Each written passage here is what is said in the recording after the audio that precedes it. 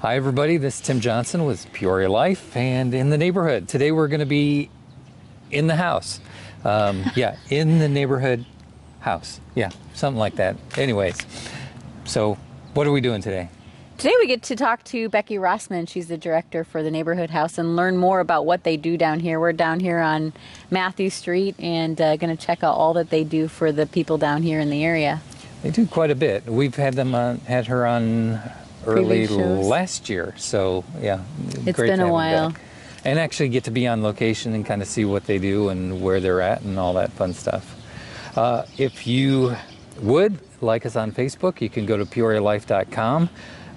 You can go to Facebook.com/Peoria Life and or Facebook.com/ in the neighborhood. So all that fun stuff. Well, glad you're with us. Hope you have fun with this. Thanks. Joining you again inside the neighborhood house with my friend Becky Rassman and fellow Rotarian. And she's also the president CEO of the neighborhood house, and she's going to tell us a little bit more about it. Well, welcome to Neighborhood House. We're excited to have you here today. Thank you. And we've got some pictures behind us, and I thought maybe you're going to share a little bit about those. Yeah, Neighborhood House has a really rich history. So we just celebrated our 120th anniversary last year. It actually started as a settlement house, which meant that people, immigrants got together to help with basic needs. But the programs are meant to be progressive, ever-changing, to meet the changing needs of the community, but also about giving people a hand up and not a handout. And with our history, we actually taught dance before Peoria Ballet. We had the first medical clinic before OSF, or Unity Point. Oh, wow. And we also provided summer camps for children with disabilities before Easter Seals. And then as other organizations took flight and specialized in certain areas, then we would drop them and go on to the next need. And we're still doing that today. That's very cool. So we've got a lot of history here, and we've got some ground to cover, so we're going to go on a little walking tour today. Follow us. So where are we headed next? We're going to go into the kitchen, which is the heart of Neighborhood House. We feed over 1,100 people a day through Meals on Wheels, our child care, and feeding kids in the summer.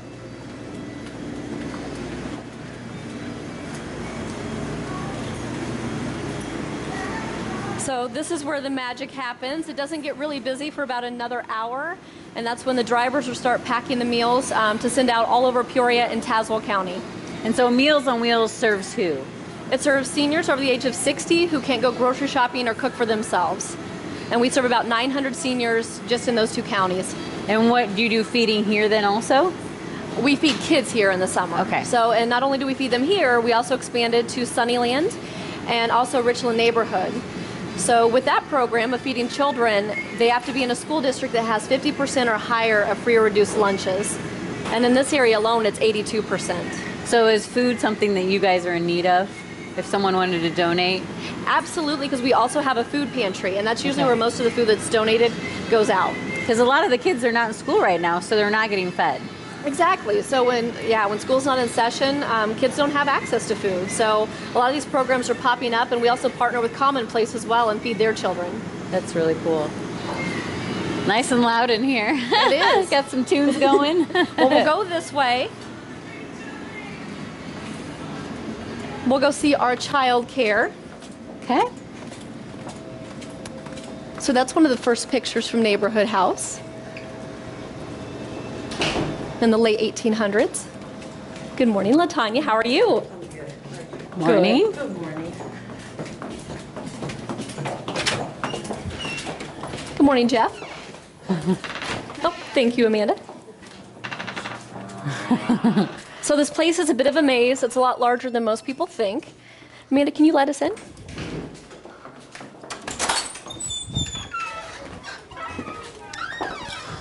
So we actually started childcare in 1904, and that was very progressive because it was kind of frowned upon for women to enter the workforce, let alone leave their children in the care of someone who wasn't a family. Sure. We are currently licensed for 118 children on site. About 70% of our kids are on Child Care Connection, so that means that their parents are working or going to school, but they're below the poverty line, so they pay a copay. We have about 20% of kids in foster care and about 10% private pay. Wow. We are having excellent results. We focus on pre-math, pre-literacy, and social-emotional skills. And last year we went from 59 to 72% in those areas to 87 to 97%. That's excellent. So our teachers are making a huge difference. We'll come in and see some of the kids. Hi, how are you guys? Good morning. So the kids are getting excited. It's almost breakfast time, so the teachers are getting them to calm down.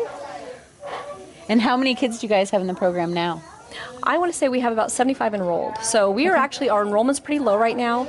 We're having the issue where a lot of people aren't getting Child Care Connection approved. Okay. So does that take a lot of paperwork, applications and stuff? it does. And one of the issues we've been running into is we do a calculator here, but then all of a sudden someone moves into the house and it changes their whole dynamic and they don't get approved. So we are now waiting for approvals before allowing them to come into our program because we've had to write off so much money. Crittenton had the same issue, so we're kind of following suit with them, but that's really affecting our enrollment. So. Okay.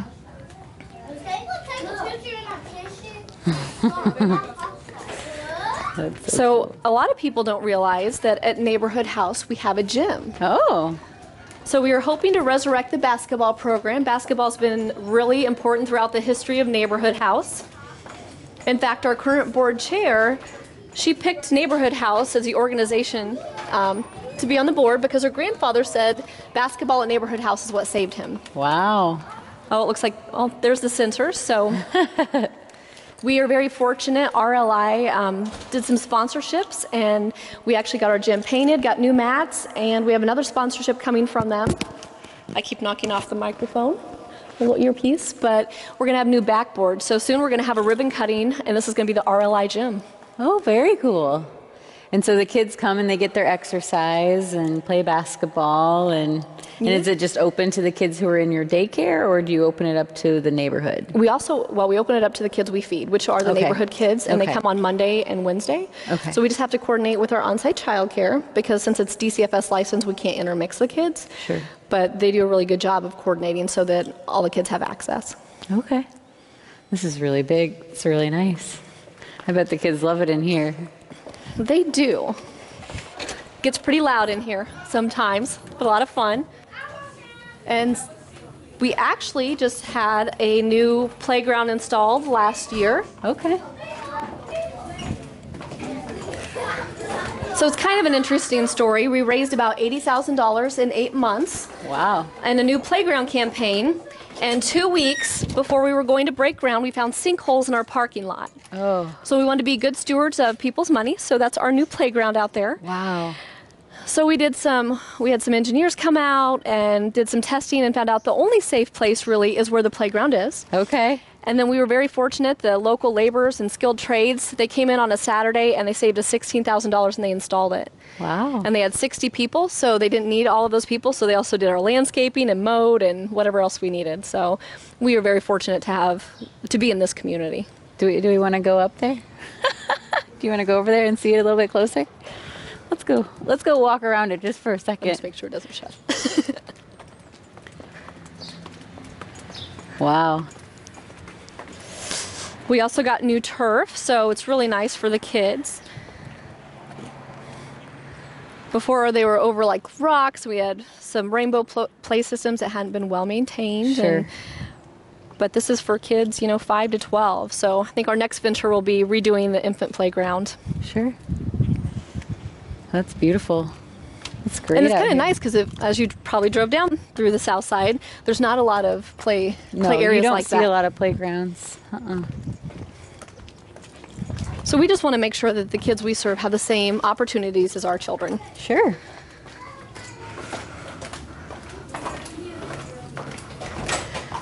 So we always talk about different ways to volunteer. So as we're walking, what are some other ways that people what volunteers do you need right now? Okay. Well, we do have some people that come in consistently throughout the year, but we also have a lot of groups that come in for like a one-time project. So yesterday we had WMBD here, and they helped out with our Meals on Wheels program, packaging bread, our Critters Meals on Wheels program, which supplies pet food to the seniors in need. Mm-hmm. They also put the stickers and the snack pack bags together for the feeding kids or washing windows. So we have a lot of opportunities. Okay. And because we work with so many different populations, usually there's something someone can get passionate about, whether it's children or Absolutely. seniors or even the pets. Whatever it is that you're good at. Yes. I have a lot of people that ask and they say, well, I don't want to be obligated to something all the time. And I say, oh, well, we can find you something, even if Right. it's for a day.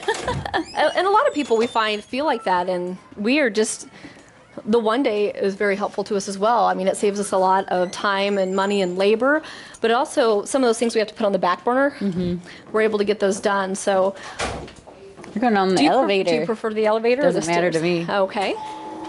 You're in charge here. All right, well, we're going to start off going to the basement. So we actually just started some newer programs because we want to get back to giving people a hand up and not a handout. And one of the things we're working on is workforce development and financial literacy. Okay. Because what we're finding is we serve the children, we serve the seniors, but we're kind of missing, or we want to bridge that gap. Okay. And that's something that's going to have a long-term impact and make people more self-sufficient. So one part of that, which this is a basement, it's not real exciting, but you go in here and Junior League came in and they flipped our room. So this is going to be a boutique. So when people need to go and have an interview for a job, or maybe they don't have the right appropriate attire for their job, they can come here. Well, very nice. And it's not just for our clients, but it's for other agencies who have similar workforce development programs. Kind of like the Dress for Success, I think, is another Yeah. one. Very nice. So that actually stopped a few years ago, but that was mainly focused on women, and this is Okay. focused on men as well. Yeah. So we're still looking. We have ample clothing for women right now. We were very fortunate. People have been very generous, but we can always use a little bit more of the men's. Okay. So, So more like suits and shirts and that kind of thing? yeah. Okay. And it can be a to know. wide variety, gently used, even jeans, because some people are getting more Sure, labor manufactured jobs. Yeah. Absolutely. So jeans, t-shirts, sweatshirts. Yeah, Cool. Good to know. So they could just bring that down here? Or Yes. bring it to you, I should say? absolutely. Okay. Great. Where's our next stop? All right, we'll go upstairs and you can see the Financial Opportunities Center. So is this where they did the pack? So this is food, so all your pet stuff down here? Yep, the pet food.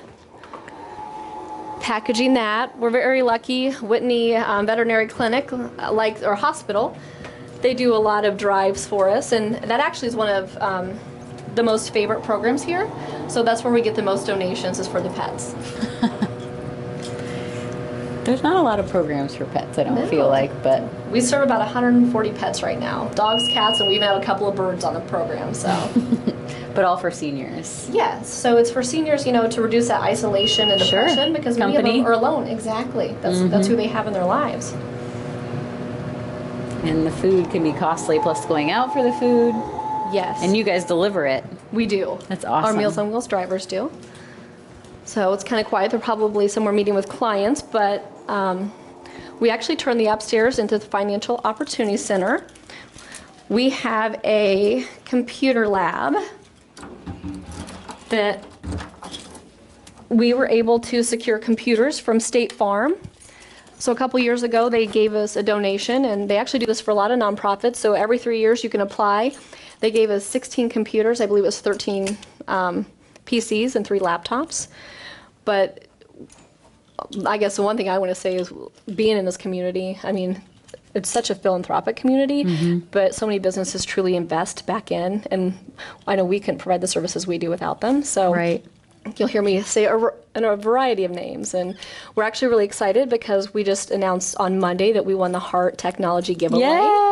So that's $10,000 to meet our technology needs. Very Because- exciting. Yeah, because we usually put those things on the back burner Sure. because we need to stretch our dollars to serve the people. So we just deal with like our hand-me-down computers from State Farm for our management, but now we're going to get some new ones and improve our security as well. Okay, so that's what the Heart Technologies 10,000 will go for. Yeah. And so what happens in this room? Well, we use it for a few different purposes. So the kids who come here, we're starting to focus on academics because the kids we feed, we find that many of them are 1 or 2 years behind their grade level. So our focus is not just feeding them, but providing physical activities as well as helping them academically. We're getting ready to start the Math Academy. We're going to duplicate it here. It's actually out on University. Okay. And we also have people come here for the workforce development piece to look for jobs, to do Resumes. resumes. Okay. But they usually need our staff because computer literacy is also an issue. Sure. So, but we have open lab hours where people can come in and utilize these. So maybe that's an opportunity too for volunteers that maybe would enjoy doing that. That would be great. So there you go. Another opportunity to give back and volunteer is come down and help people with resumes or learning how to use Word, Microsoft Word, Yes. or just the simple Spreadsheets. things that we take for granted every day. So Yeah, or helping those kids get where they need to be academically. absolutely. Just listening to them read. Because do you find it often too that maybe the parents aren't able to read, which Yes. then means they can't help the children excel any further because they're not able to. Just like our kids downstairs. I mean, they had such a jump in pre-math and pre-literacy. They just don't have a lot of people working with them. And sometimes it's because both parents are working a lot of hours. Sure. And then we do have the issue where people are illiterate. So trying to work with the multiple generations. Absolutely. So where are we headed next? Well, we will come down here. So I think I will take you to the art room because the other ones are just offices where they meet with people to work on.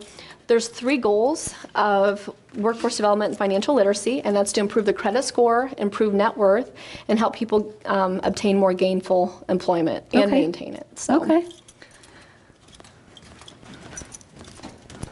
So although exciting things are happening, the offices are happening and aren't that exciting, but I will show you the art room. She might even be in here. So we have a fabulous substitute teacher. She used to sub in the child care, and for the last several years, she has volunteered her time to do art with the kids. Well, she has done such a phenomenal job, and in a couple of months, you'll see artwork all downstairs, and these kids are very talented. She brings out the best in them. So we decided to write a few grants through United Way, Community Foundation, and Illinois State Board of Education. So now we have actually made this a program. Okay. So it's going to be for our on-site kids, but it's also going to be for the kids that we feed in the summer. So we're really trying to expose them to different things. Absolutely. And she does amazing things, like she just repurposes and recycles a lot of things, and it's amazing what she does with just cardboard. It's the little things, just going back to the little things. I love that statement up there. Education is the vaccine for violence.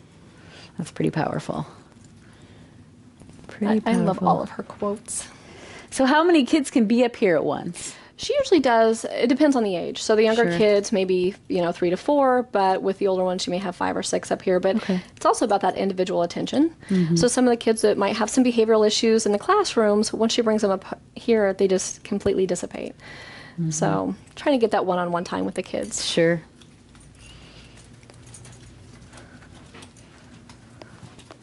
Then we can take the stairs and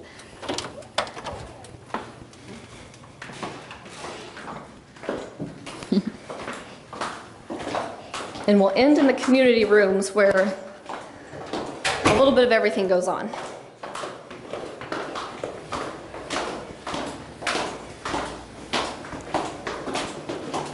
Every now and again I walk out the wrong door, just so you know. This one's okay. A little bit of a maze. Well, the staff used to tell me, they're like, it's just a big circle. If you just keep going, you'll end up back where you started. Yeah. Which is nice. So I like all your plaques all around in memory and things too. Those are really neat. we just had these the walls repainted, so we're going to do all the black and white pictures with a few Sure. pops of color. Yeah. So this is still a work in progress. Thank you, Lee. Hi. Be careful, it's kind of wet. Not over there. Oh, not over there? Okay. I guess before the community rooms, I should show you our senior room. So in here we have quilters. One of the quilters very is nice. coming in on Mondays and Thursdays. Okay. They're willing to teach new people. They've taught a few people since I've been here. I think we have around 6 now. And then the other tables are used on Tuesday for senior club. Okay. They play bingo, and it's just a way to get out of the house and congregate with their peers. Sure. Sure. So anyone's welcome, seniors, or the quilters are willing to teach anyone over the age of 12. Okay. So- So no age discrimination there, and you don't hear about that often enough. No, there's not a whole lot of quilting clubs, at least on the south side. So Sure. people have been coming here for years. Here comes one of our favorites now. It's wonderful. Like, I've been able to come back and sit with them, and they have some wonderful stories and big personalities. How are you doing? Good. So what are you working on today? Pardon? What quilt are you working on today? That one that's covered up. Can we big go? one? Can we see it? Oh, yeah, I want to uncover it. Yes. So usually the quilters also do a quilt for us to auction off at Saddle Up. So our big annual dinner is coming up on August 25th. I'm not sure if this is going to be the quilt that they do, but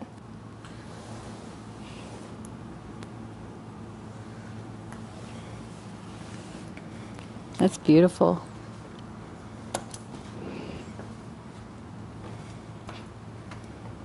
Do you want it all undone?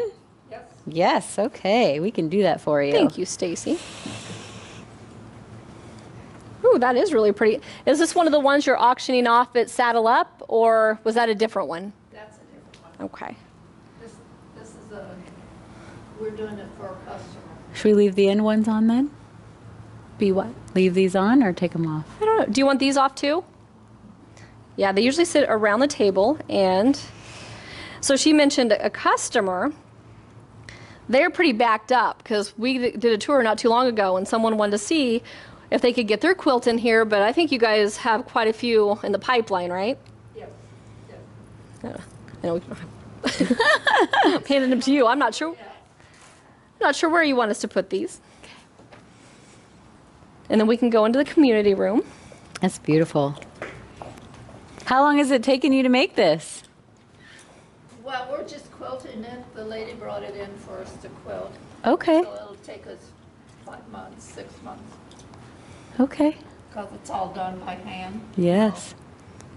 It's beautiful. You do some amazing work. This one is really a lot of work, and it's odd because it's black and red and white. Usually they're all different colors, you know, they're not black. Mm-hmm. That other one we had in was really pretty, the one that had all the different months on it. Oh. Is that the one that's going to Saddle Up? There was one I saw that Yeah. you guys were working on for quite a while. Yeah. Yeah, that one, yeah.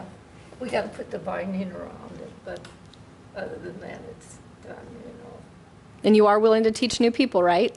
Oh, yeah. They're a very welcoming group. So Okay. We'll Well, have have to a good come day. down one of these times. Thank you. they are a fun group of ladies. I bet.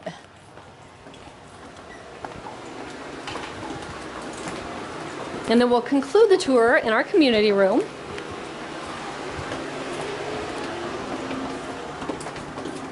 So a lot of stuff happens back here. Nonprofits use this space for free. United Way came to their Pace Setter campaign training. They're going to be Okay. doing their campaign for the fall in here. This is where we feed kids after school or in the summer. And then during the holiday time, this room completely transforms. So we do Santa for seniors. We have probably 200, 250 volunteers come in and they wrap gifts for the first 3 days before Thanksgiving. Okay. I And- remember seeing that. You need to come. It's a lot of fun. I do. And then the first Sunday in December, they deliver gifts. And we actually delivered over 1,700 bags to 4 different counties. Wow. So even if people know a senior who's isolated or in need, then they can refer them to us and we'll make sure that they get a bag of gifts. And then we also have a toy shop. So the toy shop is for parents who are working or going to school or grandparents raising grandchildren. And we rely on about 165 businesses to collect the toys. Okay. Then we have a bunch of people come in and sort them, and we charge $10, but we do it by ticket price. So they pay $10, and they usually leave with anywhere from $50 to $100 worth of toys. Wow. And then we partner with General Star, and they do stockings, but it's a lot of fun. It's a lot of fun for volunteers. We have the Christmas music playing and snacks, and it's a great team building thing as well. So we have a lot of businesses come in to do that. That's very cool. So what is your coverage area? Are you in 4 counties or do you guys go further? Or? It depends on the program. So Okay. most everything we do is right here in the heart of the South Side, in the 61605 zip code. But with Meals on Wheels, we do expand to Tazewell County. And then with the holiday programs, it is about 4 counties because I believe Woodford and Fulton are in there as well. Okay. So And you have Saddle Up. You've been talking about that today. Yes. So that's coming up. Say when that is again. August 25th. So we're Okay. really excited. It's our annual dinner. We have live and silent auction items. We partner with an auction company. They make it really fun. We even auctioned off a couple of firemen a couple years ago. But we have trips to Ireland and Maui, and it's just really a lot of fun. And how long has that been going on? They've been having annual dinners maybe 12 to 15 years, but we actually rebranded it to Saddle Up for the country theme a few years ago. And for the first time ever last year, we broke $100,000. Very good. So we're really excited. And so tell us when that is again. So on August 25th, it's going to be at the Paradise. Okay, at Paradise. And we have a whiskey and tequila tasting. That's how we start the night off. It helps getting people to bid, so. Yeah, absolutely. That will definitely do that. Yeah, so, well, thank you so much for coming today. Yeah. Is there any, so a website where someone can apply to volunteer or maybe needs your services? Absolutely. So nhpeoria.org. Okay. Or they could call Brenna Dixon. She coordinates our volunteers, and she also does the community outreach programs. Okay. So she's a great reference, and that's 674-1131. And of course, 309. Yes, thank you for adding that. And then tell us the website one more time so people can know where to go. Yeah, nhpeoria.org. Okay. Thank you so much for giving us a tour today. It was really cool to see all that you do, and I'm excited to come down and do some more. So. Well, thank you, Stacy. Thanks for your time today, and check us out and make sure to share us on LinkedIn and Facebook. PeoriaLife.com